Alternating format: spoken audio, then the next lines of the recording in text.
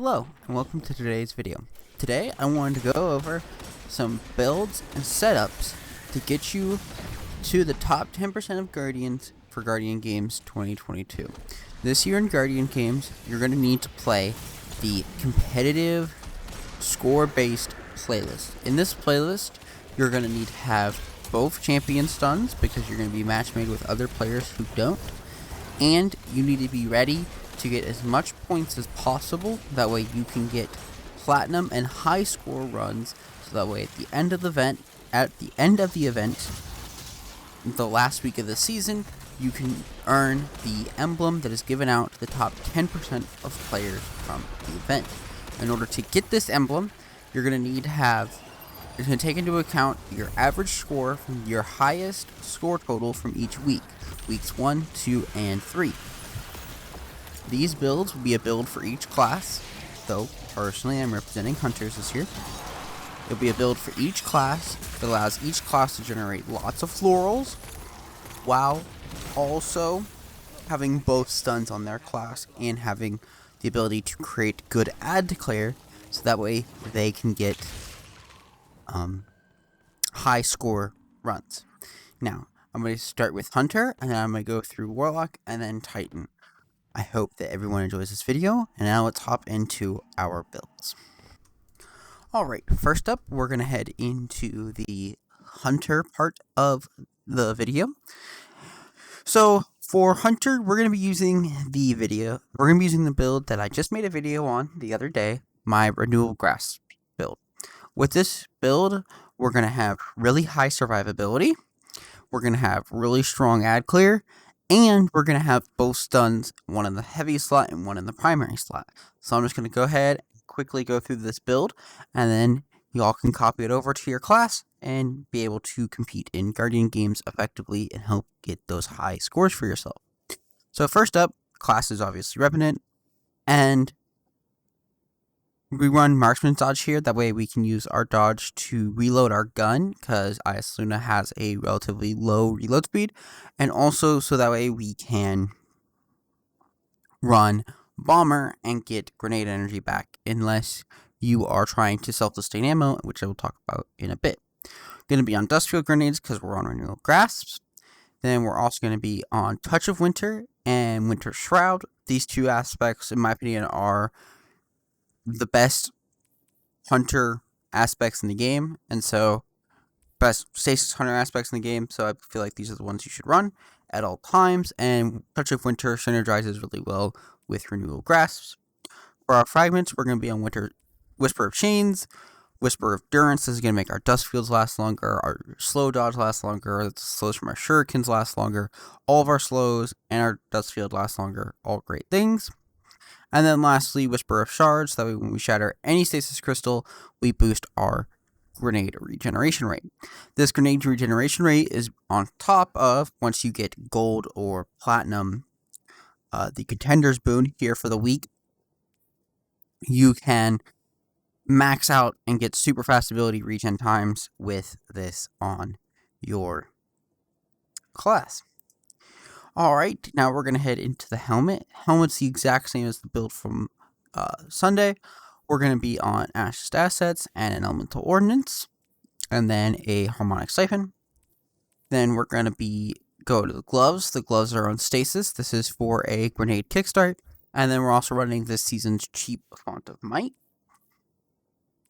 Then we're going to head on to the chest piece, because today, I don't know if it's just for today or if it's for the week, but right now the strike is Lightblade, so I have double arc resist on because Lightblade has the arc damage increase on it. And then we're going to head to our boots. Our boots are on solar, mostly just for recuperation. They can be on whatever you want. If you prefer Better Already, go ahead and throw on Better Already. But mine are on recuperation, and I have an Elemental Ordnance on to spawn more Elemental Wells. And then lastly, onto our class item, which is running Bountiful Wells and a Lucent Finisher. Alright, that's going to be it for the build here on Hunter, and now we're going to head over to Warlock. Alright, we are on to the Warlock. For the Warlock, we're going to be on Void 3.0. I feel like Void 3.0 is Warlock's strongest class right now when it comes to general versatility in 95% of the game's content. And so we're going to be on Warlock.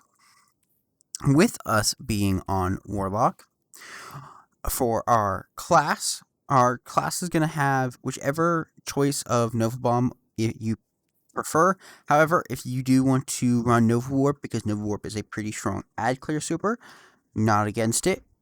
If the strike changes from Light Blade next week, changes to, say, something like Fallen Saber, I would say Nova Warp's probably a pretty good choice in there. Running Vortex Grenades, because I feel like they're the best grenade when you run the Overcharge Grenades. So we're going to be running Vortex Grenades. And then for our aspects, we're going to be running Devour, which is Feed the Void. And then we're going to be running Chaos Accelerant. This is going to let us overcharge our grenades, make them do a whole bunch of damage, and have super great ad clear with them. For our fragments, we're going to be running Echo of Expulsion, Void 3.0 staple. I don't know anybody who doesn't run this, let's be honest. We're going to be running Echo of Instability. This is going to let us take off Volatile Flow, freeing up enough space for other mods, and will give us volatile rounds to all of our Void weapons, which will be running a Palindrome or any Void 3.0 any Void hand cannon or pulse rifle, so that way we have Unstop. Then for our last, we're going to be running Echo of Undermining, so that way our Void grenades weaken and we can use them as a precursor when we're trying to kill champions. Alright, now to the armor. For our helmet, very similar look to the Hunter helmet. We're going to be running an Ashes to Acids to help give us more super energy, a Harmonic Siphon, and then a Elemental Ordnance. On to the gloves. The gloves do not have a combat style mod on them. However, they do have a grenade kickstart to help make sure that you always get all of your grenade back. On to the chest piece. The chest piece is on double arc resist here. This is mostly for the purpose of making sure that while you're in Light Blade, you have enough damage resistance, and also a Elemental Ordnance on here to once again generate as many Elemental Wells as we can. On to the boots. Boots are on Bountiful Wells with 2 copies of Elemental Ordnance and Bountiful Wells. You'll be generating 4 Elemental Wells every time you get a kill with your grenade. So you'll be generating lots and lots of Void Elemental Wells. Boots are also on Solar, so we can take advantage of recuperation. For our bond is going to be on Void. This is so that way we have Well of Tenacity. So if for some reason we do get into a pinch and we don't have the ability to just get a kill and reproc Devour, we have Well of Tenacity to help keep us alive. Also running a Distribution, though if you prefer Perpetuation, you can run a Perpetuation as well. For weapons, on Warlock, the only thing I recommend is either a hand cannon or a pulse rifle, preferably Void, that way you have volatile rounds. You don't need to worry about shield, because if you're not on Hunter, you should be on Arbalist, because Arbalist is elite. The reason I was running Lament on Hunter was because with Renewal Grasps and Lament, you can pretty much completely safely sword any boss in the game as long as you're basically on light with it. So Lament just becomes the better choice because it's a nice and easy to use heavy weapon. There. And then I have Reed's Regret because I prefer linears as my general use heavy. Alright, that is going to be it for Warlock, and now we're going to jump over to Titan. Alright, time to hop on Titan, and let's do the Titan build. Titan build is going to be run-of-the-mill Void 3.0 Titan build with Heart of Inmost Light. Let's hop into it. So, Sentinel with the changes that were made to Bastion looks a little different. I made a video regarding this change, but I'll go ahead and just cover it here in the build. So everything else is pretty normal. I like Vortex Grenades as my grenade. I know some Titans really like suppressors. So suppressors, if you like suppressors, I think Vortexes are the by far best Void grenade. So I run Vortexes. For my aspects, I'm running Controlled Demolition and Offensive Bulwark. I think Offensive Bulwark is now better than Bastion, because Bastion is going to significantly reduce your barricade cooldown to the point where it's on the same cooldown as a Warlock Rift, and unless you're going to be sitting at 100 resilience, I definitely think Bastion is the worst play now over Offensive Bulwark, because Offensive Bulwark is going to give you significantly increased grenade recharge rate. Your grenade's going to come back super fast, and you also are going to get an extra fragment slot, which is really nice. So on to our fragments. We're going to be running Echo of Persistence. This is going to allow our overshield buff to last a lot longer, and so we can manage it a lot better. We'll be running Echo of Expulsion, so that way our targets double explode, because why not have more explosions? Echo of Remnants is going to be our third fragment. This can be changed out if you're going to hop onto Lucent Finisher for the Invis Finisher one. That'll help give you an extra 10 recovery, and then you could probably knock off your 10 recovery from your armor and boost it into your resilience to help give you your barricade back a little faster to help loop everything. And then lastly, Echo of Instability, just like on the Warlock, to help give our Void weapons volatile rounds. Same case here on the Titan. I highly recommend a Void Pulse or Void Hand Cannon to use as unstop here in Lightblade. For the helmet is going to have a hands-on, a harmonic siphon, and a Seeking Wells. This is going to allow the Titan to play at its more defensive state, to kill things in front of it, and when you get those kills with your abilities, those Void Wells will then come back seeking towards you, and if you do get any melee kills, you're going to get some super energy from it.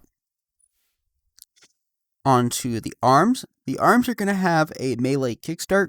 The reason they have a melee kickstart is because my melee is my strength is my lowest tier out of my discipline and my strength, and so I ran a melee kickstart to help give you my melee back faster, which is going to help loop my overshield. Also have a unstoppable mod, and then a Font of Might to help give me some extra damage on my hand cannon. On to the chest piece. Our chest piece is the exotic Heart of Inmost Light. We're going to be running Well of Tenacity, a Void Resistance, and an Arc Resistance. However, if you're in Lightblade, I do recommend double Arc Resist, and you have plenty of space to do that even if you are running a recovery mod. On to the boots.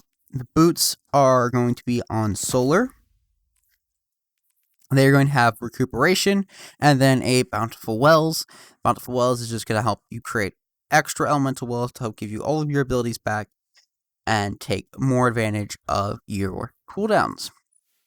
And then lastly, on the class item, if you are not in a Overload Strike, recommend double utility kickstart. This will help give you your barricade back faster, which will then in turn give you your grenade and melee back faster, and then have a elemental ordnance. However, if the strike changes and we are in an Overload Strike, I would highly recommend a Overload Grenade as your mod here. Alright, that will be it for all 3 classes. Gonna go ahead and outro this video, and then best of luck in Guardian games this year. Alright, that's gonna be it for the video today. Just wanted to add a couple notes here at the end of the video. I feel like Guardian games this year has been a real step up from Bungie from a event perspective. There's a really good quality meta weapon as a choice, with not only being a meta weapon, but it also has meta perks on it. On top of that, it feels like it's a real competition, and that there is going to be actual rewards for top players doing top player things. And I really think this is a test for Bungie to see if this is something they should do in the future. And I think it is. I do think there should be rewards to strive for that encourage top 10 to 5% of the player base to really push for something.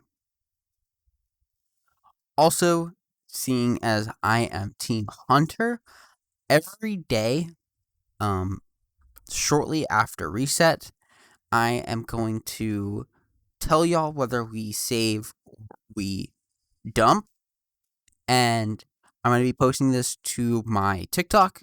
If you don't currently follow my TikTok, It is Teal on Destiny. I'll be posting quick 30-second, hey, we're going to dump today, dump all of your medals. If I tell you to save, just save up your medals, save up your laurels, and the next day we will dump and we will catch up.